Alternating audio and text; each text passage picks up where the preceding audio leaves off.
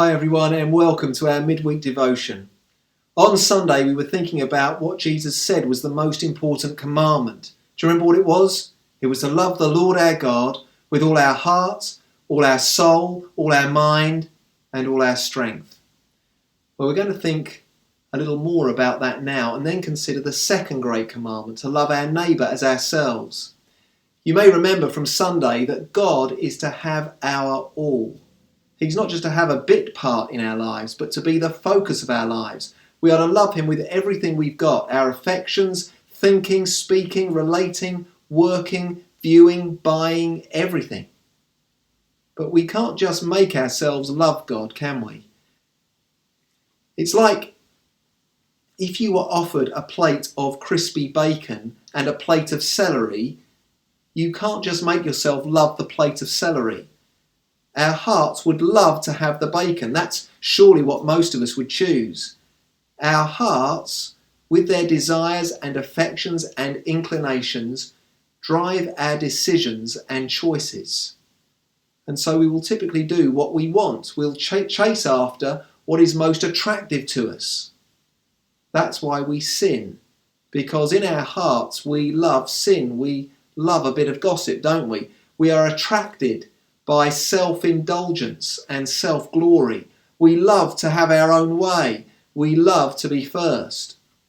But the gospel of Jesus Christ is about having our hearts won back so that we really love God above all else, so that we love him in a way that really affects all of life, heart, soul, mind and strength.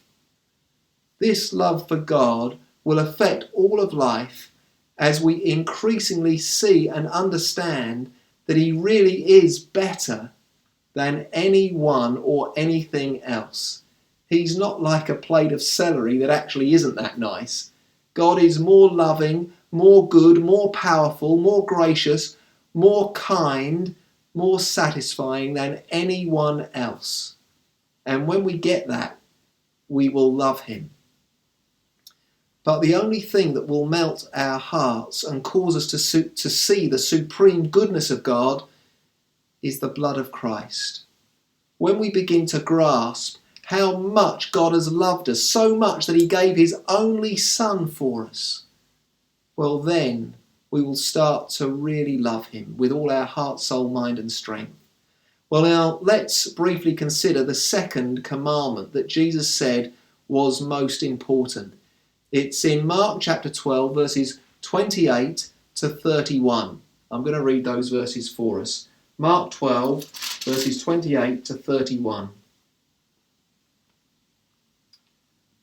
One of the teachers of the law came and heard them debating. Noticing that Jesus had given them a good answer, he asked him, "Of all the commandments, which is the most important?" "The most important one," answered Jesus, "is this: Hear, O Israel, the Lord our God, the Lord is one. Love the Lord your God with all your heart and with all your soul and with all your mind and with all your strength. The second is this: love your neighbour as yourself. There is no commandment greater than these." Love your neighbour as yourself. That's the second commandment that Jesus highlighted as one of the two most important commandments. There are no other commandments greater than love God with all your heart, soul, mind and strength, and love your neighbour as yourself. They actually go together. They reflect how we have been made to live in vertical community with God and to live in horizontal community with one another. In fact, we can't properly love our neighbour without first loving God. Why?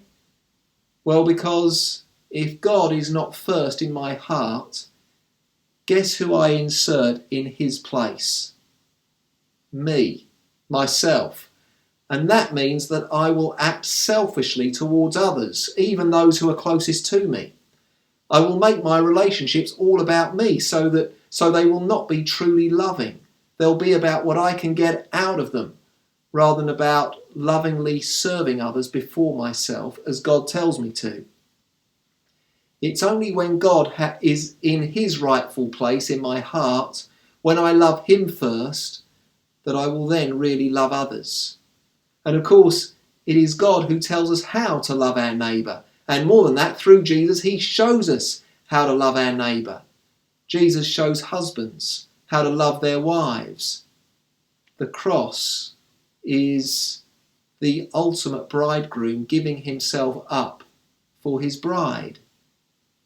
And Jesus shows us how to love our enemies, praying for those who persecuted him, even to death. Father, forgive them. They don't know what they're doing. He shows us how to love other people in general, being a servant to all, like he was. In John chapter 13, verse 35, Jesus says, "By this, everyone will know that you are my disciples, if you love one another." As people look at the church, they should see relationships like they have never seen before. Profound, sacrificial, serving love. Church must not just be a functional thing where we all turn up to sing a few hymns, listen to a sermon and have a brew.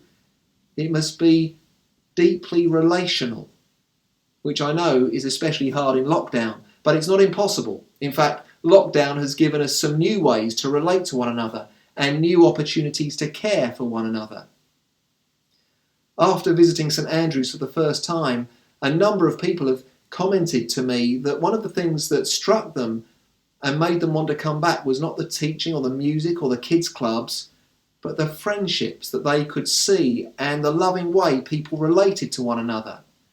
So be encouraged that that has been observed. But we mustn't presume upon it. It's something for all of us who love Jesus to keep working at, and something we have perhaps had to work even harder at in lockdown. Of course, there will also be many times when we have not been very loving. I can think of a number of people who I know that I have not loved very well, if at all. So may I encourage us to consider if there is anyone who we haven't loved very well and to do something about that. Ask God to change your heart towards them. It doesn't mean becoming their best friend. It might just be taking a genuine interest in them and giving them some time and listening well to them. It might mean doing something to help them. When, out of love for God, we love one another, we are obeying his great commandment to love our neighbour as ourselves, and it speaks volumes to everyone who sees. But of course, our neighbour is not just other people in church. Our neighbour is actually everyone. We sometimes think that certain people are not our kind of people and that we would never be able to connect with them. But that's not true. Everyone we meet is our kind of person. They are part of what we call mankind. People made in God's image, just like us. So we're all the same kind of people. We're all made in God's image. We all have the same heart issues. If you remember Jesus' analysis of the human heart in Mark 7, we all have the same desire for life. We all want to live peaceful, healthy, happy lives. We all hate death. We all want to be known and to be loved. We are very clearly the same kind of people. And we are called to love people. Jesus did that so well, didn't he? Perfectly, in fact. He was full of compassion for those who suffered, and for outcasts, and for the poor, and for those who were regarded as sinners. He didn't look down his nose at anyone and think, they're not my kind of people. No way. He engaged with them, and he listened to them, and he loved them, and he served them sacrificially. What a wonderful thing it would be if, whenever anyone met us, and for however briefly they met us, they felt that they had been respected and treated well and cared for and appreciated and loved. The person at the checkout, the person you walk past each day, the person you actually bump into in town, your next door neighbours, your kids' friends, the person at the traffic lights crossing the road next to you, the person we see on our way to work or school, or wherever we interact with someone else. One of the things we long to do as Christians is to share our faith, to share the great news of our wonderful and beautiful Saviour. But without love for people, our faith will stink. The Apostle Peter tells us that when we speak about Jesus, that we are to do so with gentleness and respect. He's talking about loving people, not just insensitively going on about Jesus, whether people want to hear about him or not. Gentleness and respect will mean listening. We don't explain the gospel into a vacuum. People's lives are full of difficulties, issues and questions. We need to listen and understand so that we know how to gently and respectfully share the good news of Jesus into that particular person's life and circumstances. So may St Andrew's be a church full of people who really love God in an all-out kind of way, heart, soul, mind and strength, so that our love for him affects everything, not least how we relate to others. May our love for him be seen and expressed in our love for our neighbour. A few questions are coming up on your screens next, and then some prayer ideas will follow. Take care, everyone. Keep safe, and love to you all. Here are a few questions for us to think about. First, is it my desire to love God in all things, with all things, heart, mind, soul, and strength? Next, what will this look like in the little moments or events of my life? And finally, who do I find it difficult to love? How might God's love for me and my love for him change my approach to that person or people? Press pause now to think about these things, and then when you're ready, press play again and some prayer ideas will follow.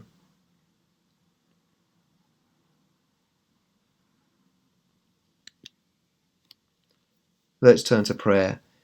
First, pray that Jesus' love for you at the cross will further melt your heart so that you will love him more. Pray for the way we relate to one another at church, that we will go out of our way to love each other, and that it would be a powerful testimony to others that we are disciples of Jesus. And finally, pray that we'll be better at loving all people as precious souls made in God's image, whoever they may be and wherever we come across them.